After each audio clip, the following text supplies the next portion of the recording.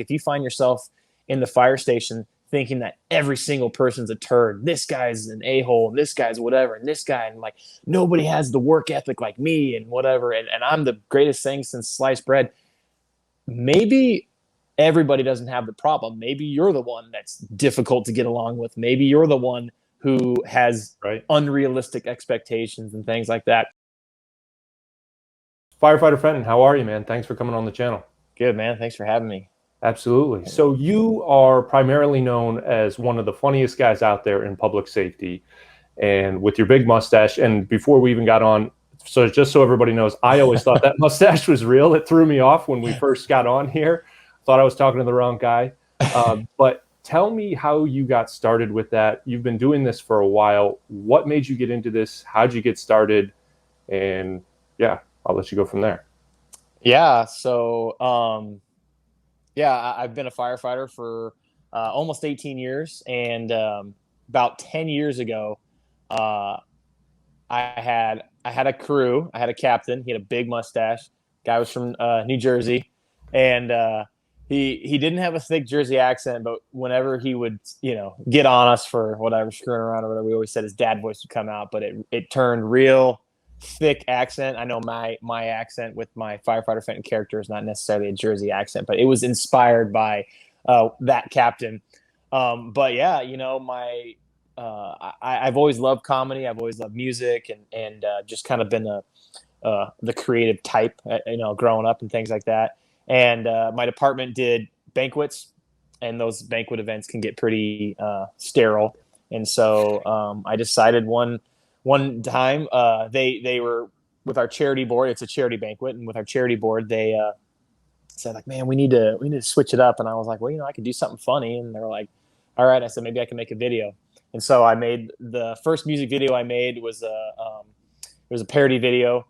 It was called "My Knee Hurts Now," and it was to the Lady Antebellum song "I Need You Now," and threw it up there kind of as comedic relief for the night, and had it on YouTube for the guys who were on shift, and it couldn't be there. And the next morning, that thing was well on its way to like 1 million views. It blew up, and apparently it struck a chord, because I was kind of nervous when I put it out. I was talking to my wife, watching it so many times, editing it.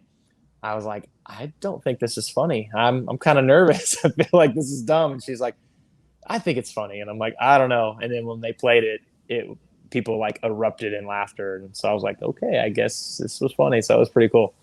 Right. So that was the start. So that was 10 years ago. Mm-hmm. What made you, did you just keep doing that? What made you keep going? Yeah. So I really, man, I kind of missed the boat there for a bit. I was really only doing one video a year for that banquet. So probably for the next 6 or 7 years, I just was making one video a year. And it was cool because it kind of became like the headline of the night, if you will. Like people would say, "Oh, Firefighter Fenton." Well, at the time I was Throwback Productions too. Firefighter Fenton that name change didn't come around until 2019. But they're like, people who knew me are like, "Fenton's going to be putting out another video. You got to be there." Because that was kind of where we would debut it. And then I would put it up on social media. And yeah, I was really only doing like one video a year. And then it wasn't until 2018, there was a guy on social media who reached out to me and was just like, "Hey man, I think you're really funny. I think you're kind of missing it. I think you should, try and buckle down and see if you can't do this more consistently." And so, I talked to my wife about it, and I was like, I think I might try that. And so like November of like 2018, it was literally like Thanksgiving, I decided, hey, for the month of December, I'm going to put out one piece of content every day. I'm going to see if I can even do that, because it was hard. Right. Yeah. It's really hard. Yeah. And then two, just see where it goes. And so I did that. I had like 300 followers on Instagram, and I was primarily focusing just on Instagram at that time. And then I started posting one piece of content a day for that month. And I gained like 3,000 followers, and was like, holy cow, this is crazy. And I just kind of kept going, and it's been going consistently ever since. Right. And here you are. So Yeah. You've been doing this for a while. Have you gotten much pushback from anybody? One thing that I've learned doing the little bit that I have in the last probably 8, 10 months is it seems like a lot of people will appreciate what you're doing, the work that you're putting in, but there's always a smaller contingent of people that, man, they just beat on you constantly. Did you have a lot of pushback from what you were doing? You know, initially I had some pushback. Some people thought it painted firefighters in a bad light. They felt like, with all the work they were doing to protect our pensions and things like that, that this was just going to make us look foolish and it was unprofessional. And I disagreed. We work in a very unique job field. We see the worst of the worst, sometimes the best of the best. But we also deserve to laugh, and we know that humor plays a huge role, just in the firehouse culture in general. And so, I was, for a while there, I feel like, Jason and I, as well, we say a lot of the things that guys think, but don't say. But we do it in a way that is, I feel, still respectful, if that's possible. Yeah. Highlighting the system abusers and the different things like that, where it's like it's an issue, but we can at least make the issues funny and laugh about it. Right. So I've received some pushback. I would say far and wide, it's been more support than anything. And really, I've had everything from fire chiefs, like, literally tell me, because I've gone to some company officer leadership symposiums and, like, literally have been sitting in training courses, and they're talking about, the next generation and social media and how that plays a role. And they show one of my videos in the class, and I'm sitting there like, really? Oh yeah. And I'm like, okay, this is awesome. Just sitting there. And then, the instructor's like, show of hands, how many think this is acceptable? How many think it's unacceptable? And it's like, well, I'm just like, oh, this is too good. So just watching the room, watching guys around the room raising their hands, and guys saying, I think this is fantastic, I think this is horrible, whatever, blah, blah. And you're just hearing all the different things.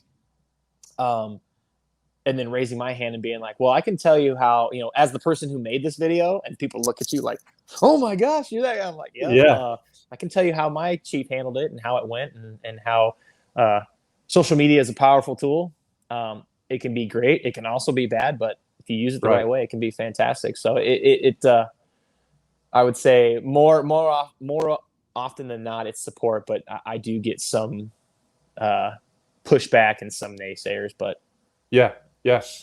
Have you found it to be humbling? I know when I talked with Jason a couple of weeks ago, he said that you guys were at FDIC and probably 4,000 or more people came up and wanted to take photos with you. I know I mentioned off camera before we started, people have sent me messages about what an impact you have had in their life through dark times. Is it humbling to you too, to know that you're just making these goofy videos trying to make people laugh, but it's actually having a really big impact in people's lives? Yeah, it is absolutely humbling, completely overwhelming. It was amazing to meet so many people, and just I never would have imagined me making videos that I just thought were funny and putting them out there, to the masses on the internet. And so far, they think what I think is funny, also. Right. And wearing a fake mustache would really, kind of affect a culture and have the impact on guys that it really has. And that, I mean, ultimately that's why I do it. I know that's why Jason does it. We want to help guys. We know that, mental health is a big issue, and we want to give guys an escape and something that we want to, like, add value to people's lives. And so it's extremely humbling to meet everybody. And I just, I would call my wife every night when we were at FDIC, and I'm just like, it's so hard to even process this, like, guys were people were like, want to take pictures and shake my hand and sign an autograph and things like that. And it's just so crazy to me, because I'm like, I do the exact same job you do. I just put a fake mustache on and film some videos sometimes, but I'm a husband, I'm a father, I'm all these things just like you. I have problems just like everybody else. Yeah. So that's awesome. That's really awesome. So you mentioned culture, and I've watched a ton of your videos. And one of the things that I noticed on there that I thought was I thought was interesting. And I think there's not enough people out there saying this in the appropriate way. In the beginning of some of your videos, you had a little disclaimer where you said, if you're offended by this, you're the problem. And I have a list. I don't know where my phone is. I have a like a little note with 50 some different videos that I plan to make. And one of them is a response to an article that was written, and I don't remember the name of the author right now, but essentially they were talking about how power structures in the firehouse and people use them to abuse the new people, and it scares people off. What are your thoughts on essentially not hazing? That's not the right word. I guess the better word would be to say the culture of the fire service and how we bring in new people and how we bring in rookies and the importance of joking around and kind of testing boundaries. What are your thoughts on that? Because when I saw that disclaimer, I thought, this guy gets it, that it's not necessarily everybody else that's the issue. It might be you if you're getting offended by something that's not even remotely designed to be offensive. Yeah. So a lot of people need to know, I mean, getting into the fire service, it can be extremely intimidating. I remember being brand new. I was 20 years old when I first walked into a fire station. And so it was extremely intimidating, especially because I was living at home with my parents, at the time. I didn't even have my own place. I barely had run a dishwasher on my own. If cooking didn't involve a microwave, I probably wasn't very good at it. So there was a lot of things that I had to learn. But I think what helped me was I had good mentors. My dad was a huge role model for me. And so, he gave me a lot. My dad's public safety. He's not fire. My dad was Phoenix police for 26 years. And the biggest thing he told me was, you need to have an open mind and a closed mouth. And that was huge because, he would say, you can learn just as much from somebody who's a complete turd as you can from somebody who's amazing. You can learn sometimes learning what not to do is just as important as learning what to do, or more important. Right. And so, I think, I say that, warning, the following video may be offensive to some, whatever, police officer, firefighter, system abuser, whatever. Right. If you feel that you're not offended, don't watch it. But if you are offended, you're definitely that guy. It's more kind of if something is bothering you, but everybody else seems to be okay with it. That's not to say go along with the masses, but it is worth taking a look at. Maybe I'm the problem, because if you find yourself in the fire station thinking that every single person's a turd, this guy's an a-hole, and this guy's whatever, and this guy, and like nobody has the work ethic like me, and whatever, and I'm the greatest thing since sliced bread. Maybe everybody doesn't have the problem. Maybe you're the one that's difficult to get along with. Maybe you're the one who has unrealistic expectations and things like that. So, I think for new people coming in, it's very, very important to listen to the guys who have been on and have a lot to share and have made the mistakes and are willing to, share their wisdom with you. But that's also to say for the guys who have been on for 25, 30 years, 20 plus years, whatever, that I feel like if you ever get to the point where you say you've arrived, or that you've done it all and I know everything, it's time for you to check out, because nobody ever arrives. Nobody ever, fully gets it. And I think everybody brings value to the department. That's what's so amazing about the fire department culture and the diversity that we get is you had me walking in as a 20-year-old kid who, I mean, at the time, I don't even know if I knew what value I added, but I know there was value there. And even if it's something as, like when I can tell you right now, when we have booters that come in the station, we got these new guys, even if they don't have any experience related to the fire service, they're extremely just their sorry, what's the word I'm looking for? Their enthusiasm. Yeah. Their enthusiasm that they have brings so much to the table, and it gives guys kind of a breath of fresh air because it makes you think back to when you first walked in the fire station. You see the nerves, you see the excitement, and it's like, man, this is the greatest job in the world. And I am very thankful that I have it. And especially, and even when you're in testing boards, you see people testing, you see people coming doing ride-alongs, we'll talk about interviews, and you're just like, whew, it makes you really appreciate your position. And I always tell guys, the difference between me and you is just merely circumstance. Right. I have the job, you don't, but keep working, you'll get it. Right.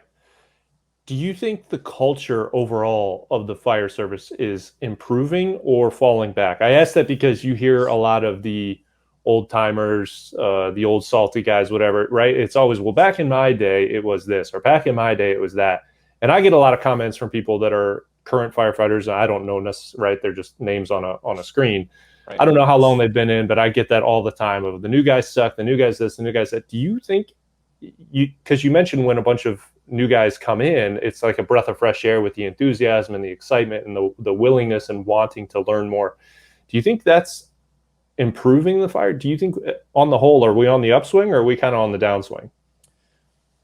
I think, honestly, I think the fire, in my opinion, I think the fire service, that's a difficult question because I do think the fire service is improving.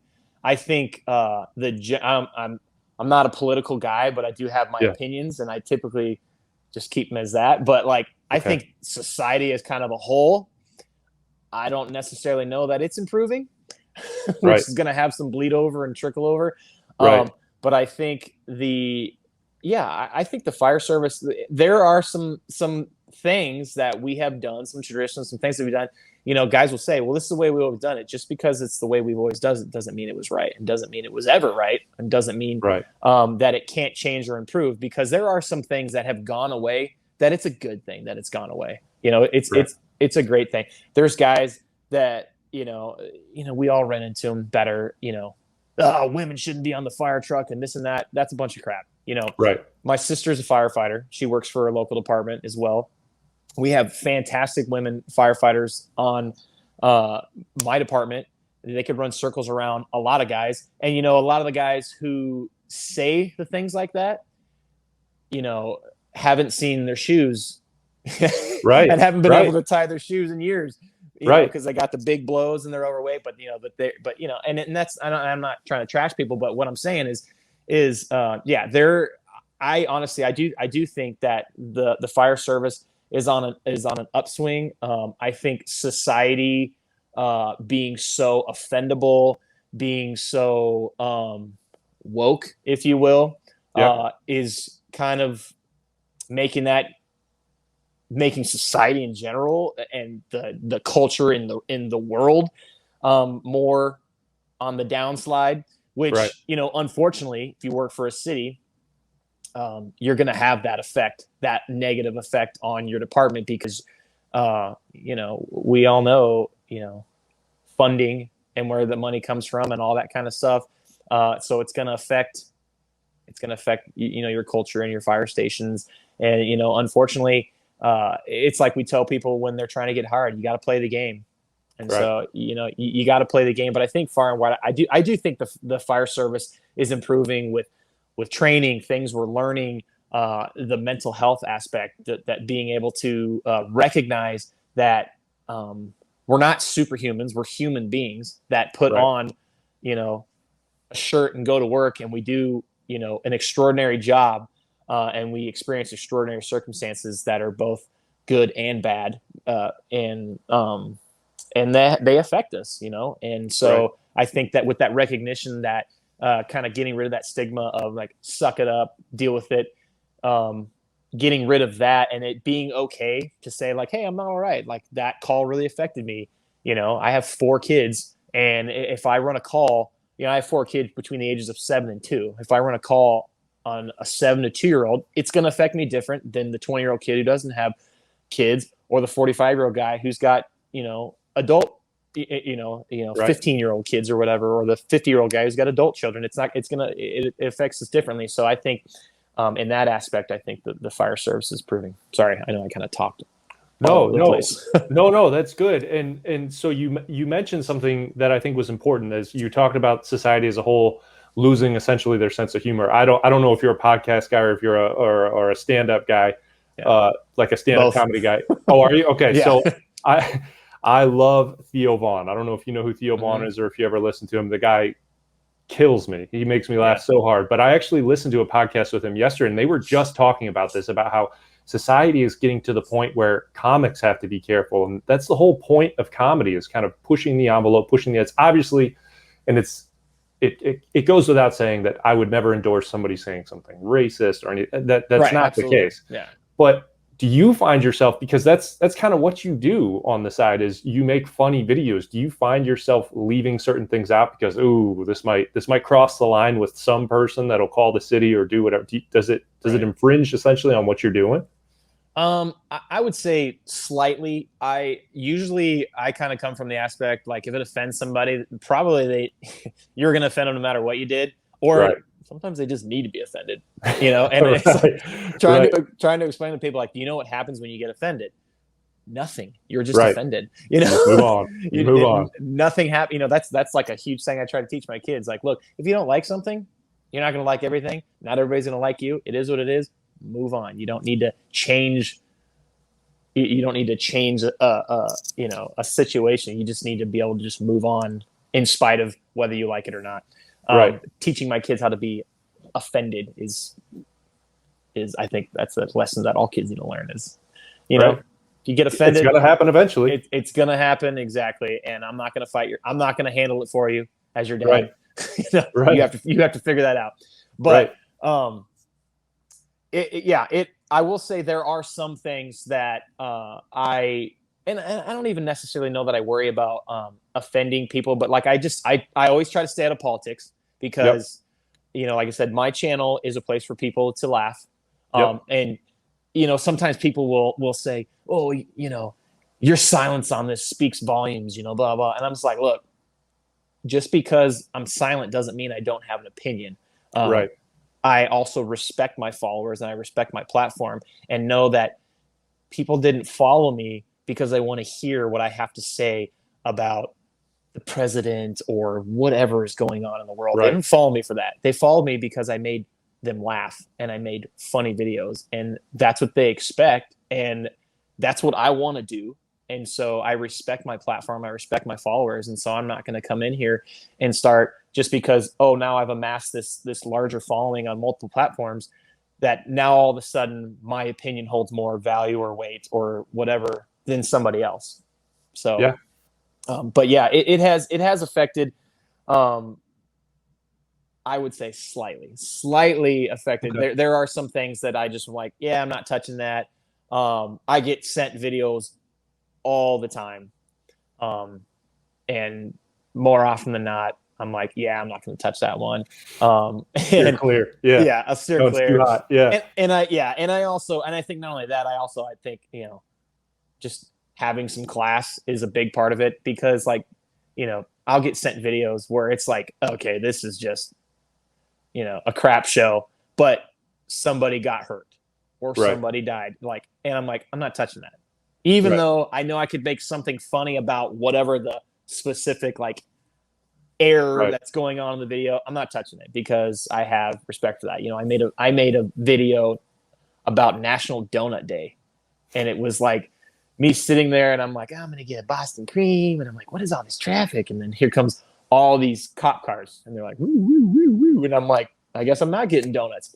I caught so much crap from guys saying, real nice, using footage from a funeral procession.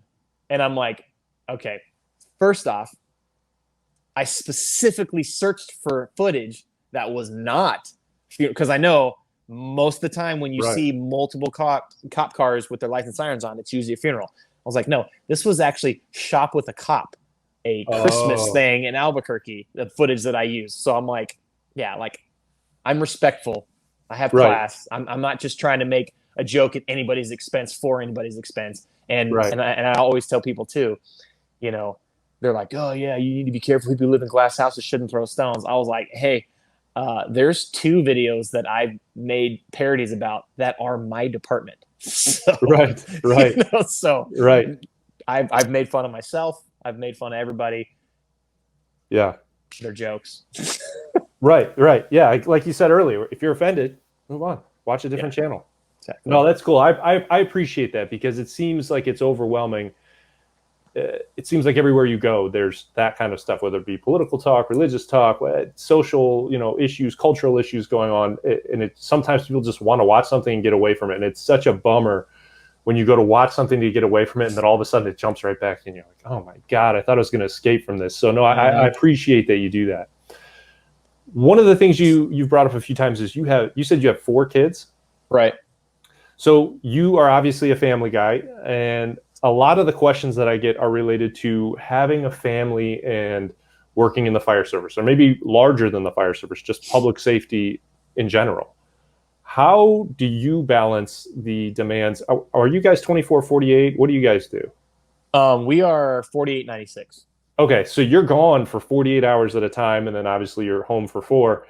How do you balance that? What have you found have been things that help? What are some of the difficulties with having, I mean, 4 kids is a lot of kids, um, between marriage and having kids? Yeah. So balancing life, it is just that. It is a balancing act. I think for me, the number one thing that I recognize is that I'm a husband and father first. Um, the fire department is I love my job. I love being a firefighter. I'm very proud to be a firefighter. My family's proud of me, but I still also recognize that um, it is what I do for money. That's what I do.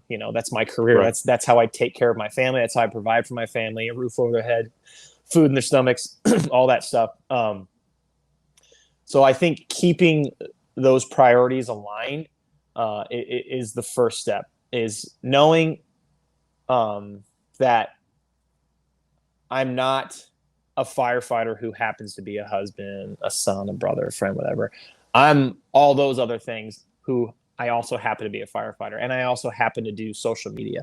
But like my identity is not Firefighter Fenton. My identity is not um, being a firefighter. My identity is I'm a Christian, I'm a husband, I'm a father, I'm a brother, I'm a son, I'm all these other things and the things that I'm passionate about.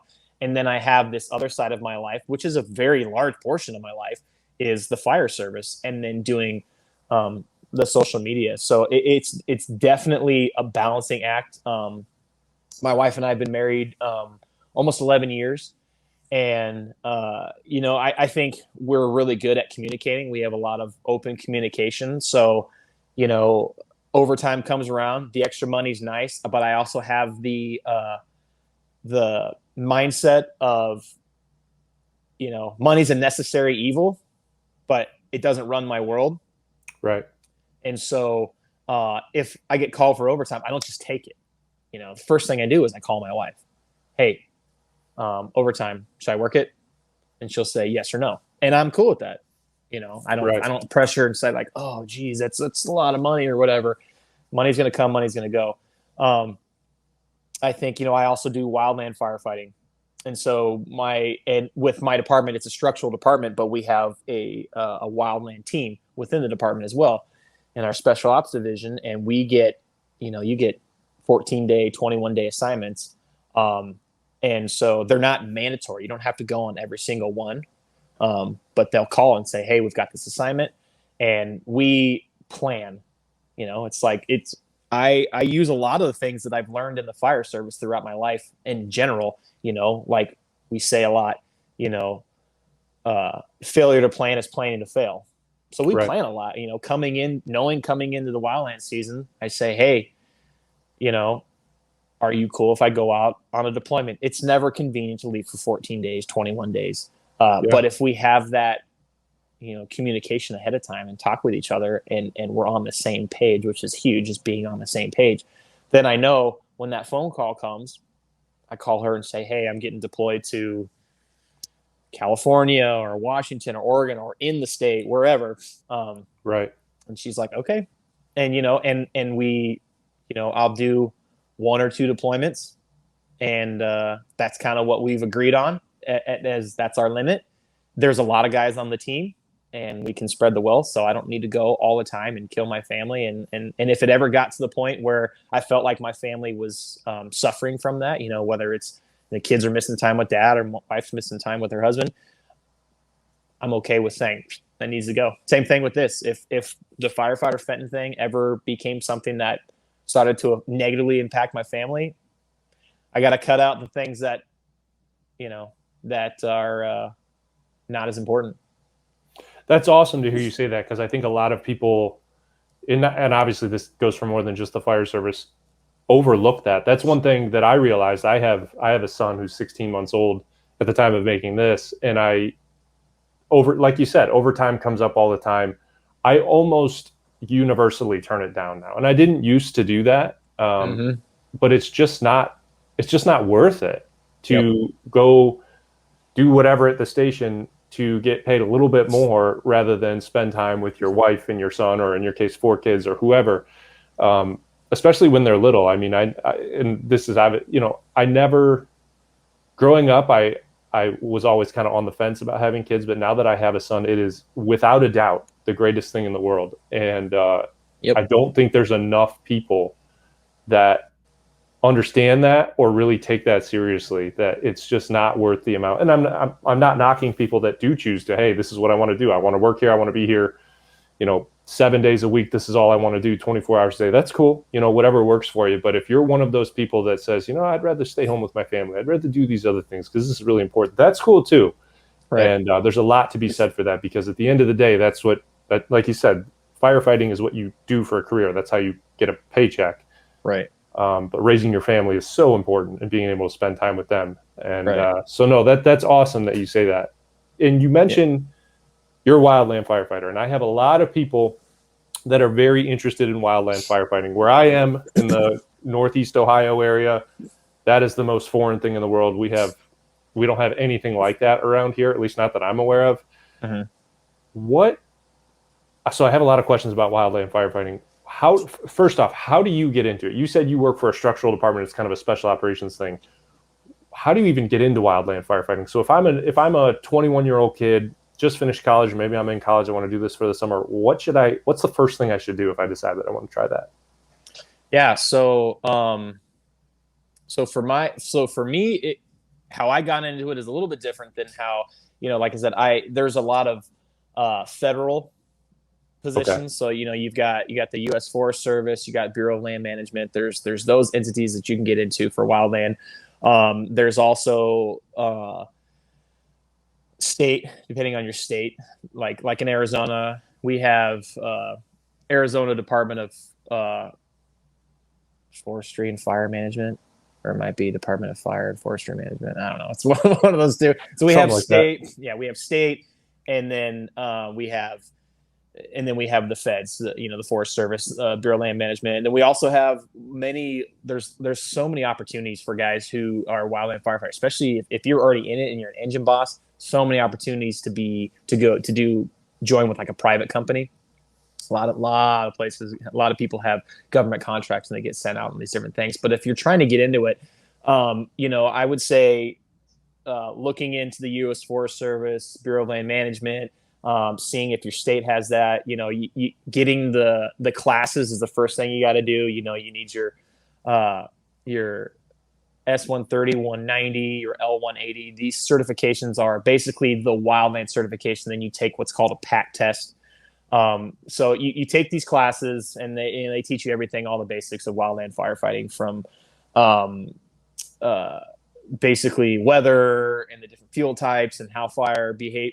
Like you get like a minimum level of or an entry level of like fire behavior and how it spreads. And so there's college courses that you can take, and you go in. And then, like I said, you get done with that and you take what's called your PAC test. And the PAC test is where you wear 45 pounds on your back and you walk 3 miles in 45 minutes. Doesn't sound like much, but when you're doing it, it's a hoof, and that's moving. Yeah. And you're not allowed to, you're not allowed to run. And so, you get through that. And when you pass that, then you have what's called your red card. You're a certified wildland firefighter.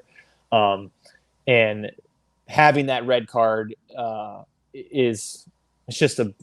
it's an extra step. I'm not 100% sure because I never had to go through that process of it. I got my red card after being on my department, like I said, which is a structural department. Okay. So the area that I work is a very diverse community. We have over like 220 square miles is the area that we cover, and it's everything from like basically like a city where you've got we've got Walmarts and malls and care homes and suburbs and all that stuff, hydrants, all that. And then we have areas that are more rural where people are living on multiple acreage, big custom homes, living right next door to people who kind of circle the wagons or living out of a school bus or whatever. They got, so it's diverse communities. There's no hydrants, things like that. So we do tender operations. And throughout that 220 like kind of square mile footprint, there's a lot of desert. So there's a lot of wildland urban interface. So everybody on my department is trained in wildland firefighting. Not everybody is on the team, but everybody is trained in wildland firefighting. So that's kind of how I got into it. Okay. Why, and maybe there's a bunch of answers for this, and truthfully, like I said, I don't know much about wildland firefighting at all. Why does it seem like there are so many fires every year, and it seems like they're getting increasingly worse and worse and worse? You hear what everybody else's opinion is on the experts, but as a guy that's on the ground doing it, why is it so bad, and why does it seem like it's getting worse? Or is it not actually getting worse? This is just the way it always is. It's just getting hyped up more and more. Yeah, I think it's definitely kind of the way it's always been. There's it can get really political, which you wouldn't think, but everything gets political. But you see California burning down every single year, and a lot of it has to do with forestry management, and it's not the guys. Their hands are tied by what they're being told. But environmentalists, they say, we got to protect our forests. Logging is a good thing. When it's done responsibly, logging is a good thing. It keeps the forest clear. It keeps the forest clean. It prevents you from having, because fire is good. Fire is natural. Fire's been happening since the beginning of time. Lightning strikes, it starts a fire. It's a good thing. It goes through. It keeps the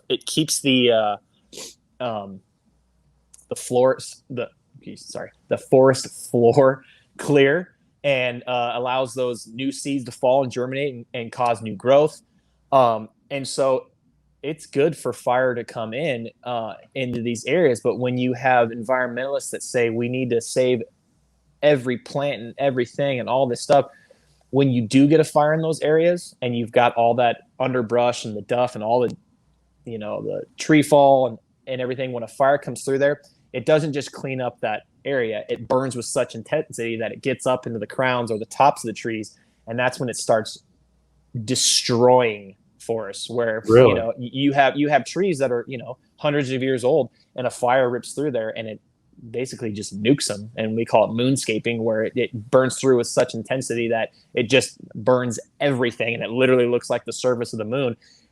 An area like that, an environment like that, it's not going to come back anytime soon. It's going to be years and years and years and years. And that's a dramatic effect on the environment and the climate in those areas, and the animals and all that stuff.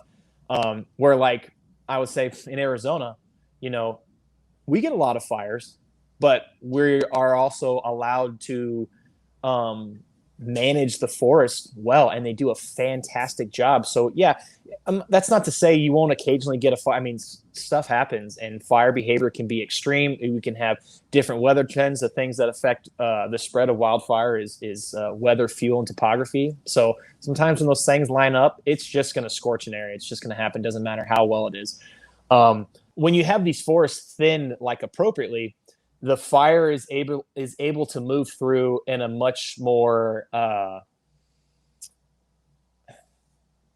controllable is the right way to say it, but just it's not as erratic. It doesn't impact the wilderness or the forests in the areas as dramatically. It really just kind of goes through and cleans up the forest floor. It's more predictable. It's more controllable. It just burns. It's healthier for that forest is really what it is.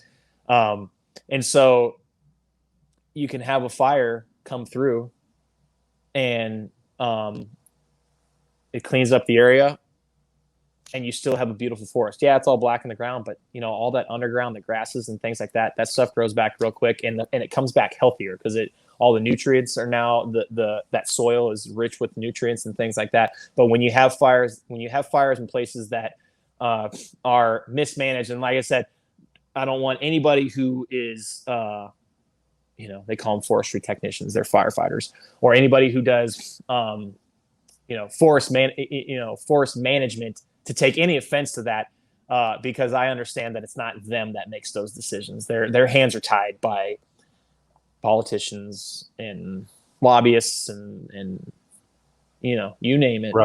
Right. And they're unable to do what they know is beneficial. And they're the ones that are saying, they're saying, oh, it's this, it's that. This is what's causing them. And these are the guys that are saying, it's this. I'm out there every year seeing this. I know what's happening. This has been going on for years. And, like it's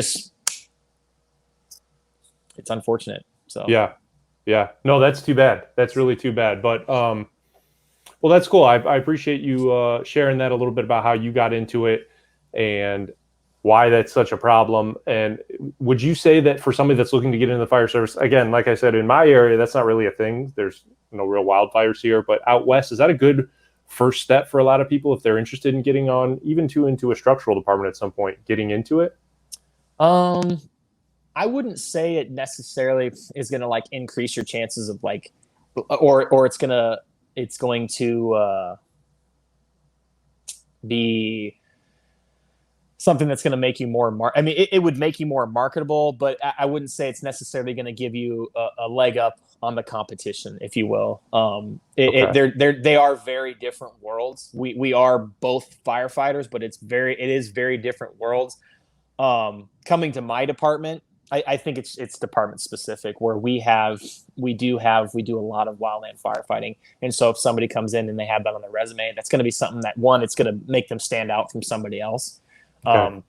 But as far as out west, I don't know if it necessarily translates that way where it's like, oh, this guy's a wildland guy, he gets it, the guy, because we have the same titles, but they're very different jobs. Structural firefighting it's apples to oranges, really, is what it is. Sure. So what's next for Firefighter Fenton? Everybody obviously knows about you on YouTube, TikTok, Instagram, all the social medias. What's coming up? What do you have planned? What's your plan with it and going forward?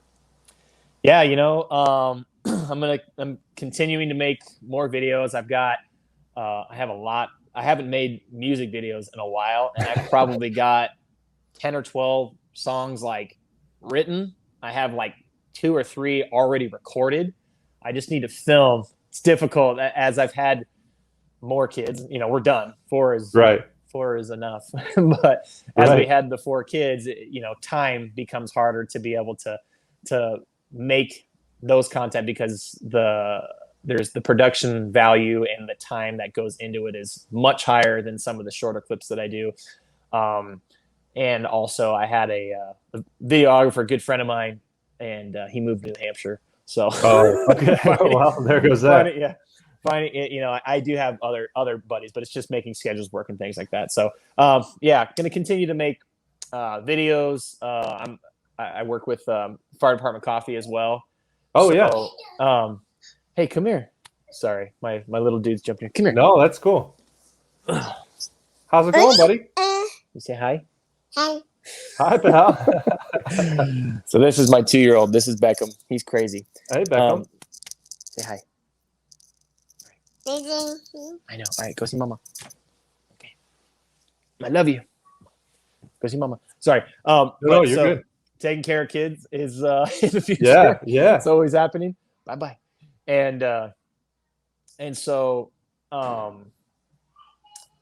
yeah, working with Fire Department Coffee, which is awesome. Okay. You know, Jason's the vice president of Fire Department Coffee, and they brought me on about a year ago with them, Okay. and so that's been great. So, you know, we're continuing to produce content with Fire Department Coffee and FDC Media, and so that's been a great experience for me, and just it's awesome being able to meet more people. Going to be going to, you know, more conventions and FDIC and being able to speak at some events and things like that. So that's there. Got some other plans kind of coming down the line. I'm looking at starting another channel that is more going to be, I'm still going to continue doing the Firefighter Fenton thing, but this is going to be more focused towards kids, because I know that there's a lot of kids that watch my content. People tell me all the time that, you know, I love your videos, but I hate that you do these songs because my kids sing them nonstop, which just kind of makes me laugh and brings me a lot of joy. But no, so yeah, I'm looking at starting another channel that's going to be more towards kids, because I know that there's a lot of things out there on YouTube that kids watch, and as a parent, you want to beat your head against the wall. And I'm looking and I'm looking at potentially creating some content for kids that'll be entertaining, educational, but also as a parent, you could stomach it and find some humor in it as well, and not want to, you know, run headfirst in the wall. So, right. So, that's awesome, man. That's awesome. So, well, yeah, that's awesome. I'm looking forward to you coming out with that. And thank you for coming on and taking the time. And I said this to Jason too. I really appreciate what you are doing. Like I said earlier in this conversation, there have been people that have reached out to me that have told me, someone that had never met you until we started talking earlier, what an impact you've had on them and what an impact you've had on your life. Thank you for spreading humor through firehouses worldwide. Keep doing what you're doing. And that's awesome to hear that you're going to keep going from here. So thank you. Thank you for your time, and thank you for doing that. Yeah. Thank you so much, man. I appreciate you saying that. And it's humbling, and I appreciate you. I appreciate all the followers and everybody who's supported me, because any opportunity I've had, you know, even opportunities to speak with you and things like that, it's all because people have found value in what I'm doing, and I appreciate that. So absolutely, man. Well, maybe next year I'll be at FDIC. If I am, I certainly want to meet you while I'm there, and enjoy the rest of your day. Awesome, man. You too. Thank you so much.